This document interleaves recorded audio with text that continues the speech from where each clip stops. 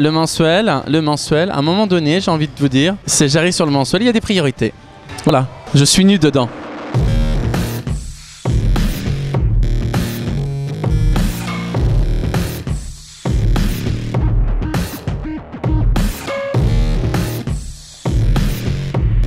Je suis ravi d'être à Saint-Raphaël.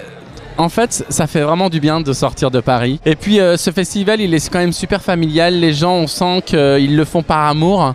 Et quand tu arrives et qu'il y a de l'amour, tu as envie d'en donner, d'essayer de rendre un peu ce qu'on te donne. Non, je suis super content. Je sens que ça va être une soirée encore où je vais être très ému. Je suis toujours surpris par la générosité des gens. Je me dis, c'est vrai que je pratique pas. Je suis pas dans une association dans ma vie. Et là, les gens, ils prennent du temps pour mettre en place un festival, faire venir des humoristes. Et je me dis, waouh, on a le temps de les voir, ce qu'on arrive avant, on dîne avec eux, on leur fait des bisous. Donc ça, c'est cool. Mais il paraît que le public du Sud, il est chaud. Il est chaud, il est mi-figue, mi-raisin.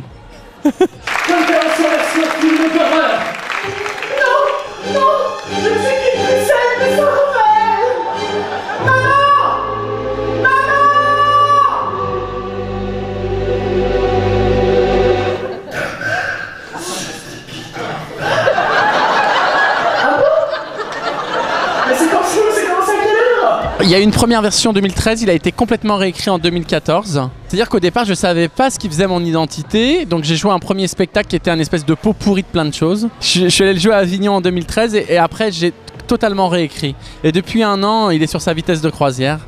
Et quel bonheur. Je sais pas si vous avez remarqué, il y a toujours un problème à Pôle emploi. Franchement, la dernière fois, je leur ai donné mon CV, ils m'ont dit qu'il était atypique. Non mais atypique, ça veut rien dire ce mot. Faire l'amour à ta mère, ça c'est atypique. Vous êtes choqués?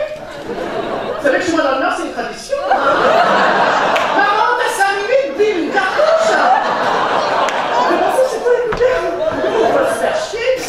J'ai tout le temps fait rire dans ma vie, mais malgré moi. Tout le temps. À l'école, dans les métiers que j'ai pu faire, à chaque fois, je faisais rire malgré moi. Donc je savais que j'étais un peu un Pierre Richard, Voilà. Et quel bonheur de rigoler. Non, mais c'est comme les bonbons ou le chocolat. J'ai besoin... Et c'est terrible, hein. Là, je suis parti 1 mois en vacances.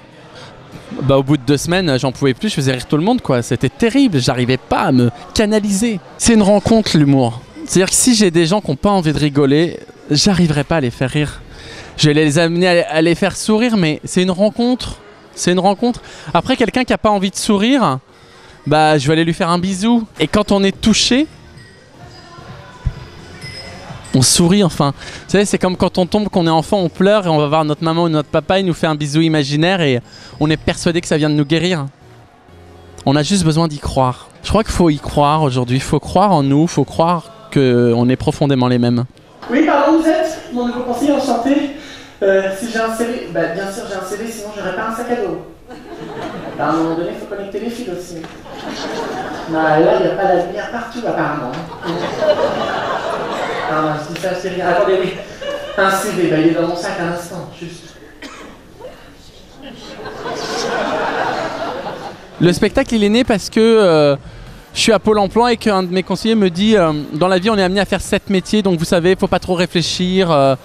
Vous êtes assez exigeant sur ce que vous recherchez. Et du coup, je me mets à réfléchir à 7 métiers en me disant ah oui, c'est une vraie histoire.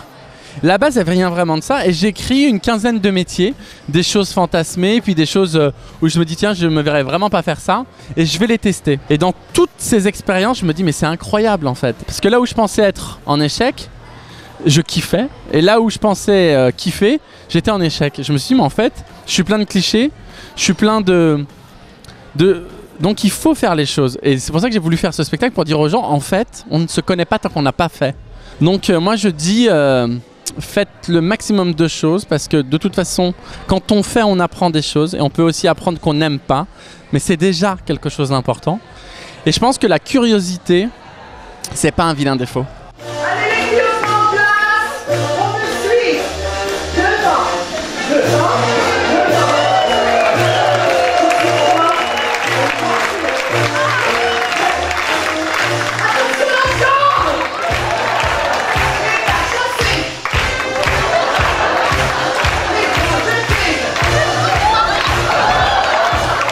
j'ai appelé les gens, je dis bonjour, je suis comédien, je suis en train d'écrire un spectacle. Est-ce que je peux passer 48 heures ou 72 heures avec vous? Je pensais que les gens allaient me dire allez, dégagez, on a autre chose à faire. Les gens m'ont dit oui. Ils m'ont dit mais avec grand plaisir. Et donc je suis tombé que sur des passionnés.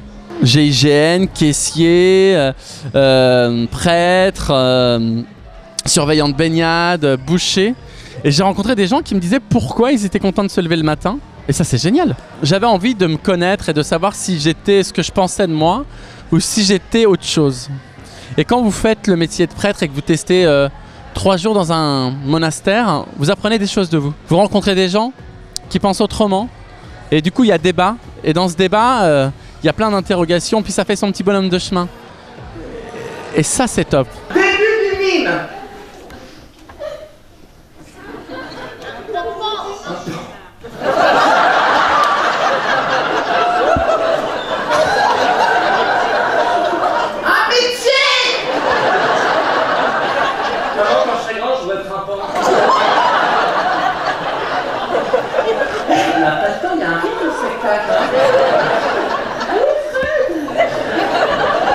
Dans le spectacle, il y a à peu près 20 minutes d'improvisation totale en fonction de ce que les gens me disent dans la salle et de ce qui s'y passe. Parce que je me dis, les gens viennent me voir, donc je suis obligé de prendre un temps pour moi les voir. C'est pas un public qui est le même tous les soirs, c'est pas vrai. Chaque lieu, chaque endroit, il y a quelque chose de magique. Et du coup, je dois être à l'écoute de ça. Et moi, j'ai très peur de tomber dans un quotidien. Je trouve que de refaire les choses, c'est mourir un peu plus. Donc, dès que je sais que j'arrive dans un passage un peu nouveau, mais à l'intérieur, j'ai 9 ans, quoi. C'est mon goûter d'anniversaire et je tape dans les mains en disant les cadeaux, les cadeaux, les cadeaux.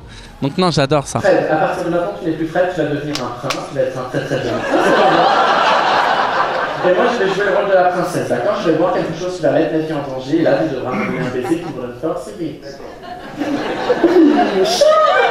Je travaille avec d'autres artistes.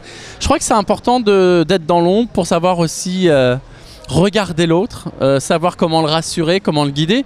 Donc j'ai la chance de travailler avec Jeff Panaclock, Elisabeth Buffet, Charlotte Gabris. Et ça, c'est des artistes d'univers totalement différents, très éloignés du mien. Et j'adore ça, j'adore révéler les gens, j'ai besoin d'aimer les gens. Donc souvent on se rencontre plusieurs fois, on parle, on voit ce qu'on aime, on va voir des spectacles ensemble. Et puis après on décide ou pas de travailler ensemble. Un spectacle, une création, c'est un acte d'amour, c'est un accouchement. Et faut aimer, quoi.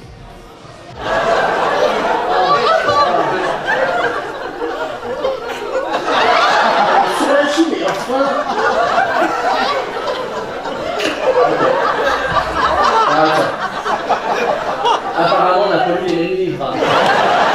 Je suis contre la costumation. Je le fais en télé chez Stéphane Bern où je fais des personnages costumés. J'aime le faire au service du personnage. Dans mon spectacle, je voulais pas de costume parce que pour moi, le costume, il apporte pas le jeu du comédien, ça fait les choses. Et puis, j'avais envie d'un spectacle simple. J'avais envie de pouvoir venir avec ma valise et jouer n'importe où. Et vraiment, j'arrive avec ma valise et je joue n'importe où. Pour le premier spectacle, je voulais faire un truc... Ouais.